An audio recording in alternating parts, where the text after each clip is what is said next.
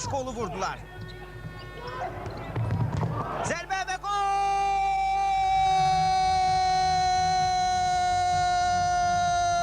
Saniye Budapeşte, Paplasio Sport Arena'da Azerbaycan sedaları var.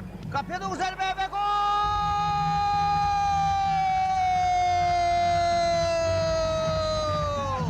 Thiago kim işarəni verir? Thiago, Sergio, zərbə və gol!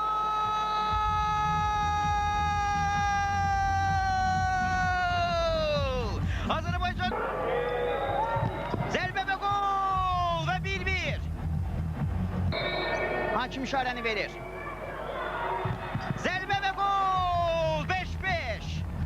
Hakim işarəni verir. Haydi Tveryankin. Zərbə Tveryankin. Tveryankin gola imkan vermir. Birojade. Zərbə və gol. 6-5 irəli keçirir. Haydi Tveryankin. Zərbə və Tveryankin. Tveryankin gola imkan vermir. Əliyev zərbəni vuracaq. Haydi Rizvan Fərzəliyev. Azərbaycanımızı yarı finala daşı. Hakim işarəni verir. Rizvan Fərzəliyev.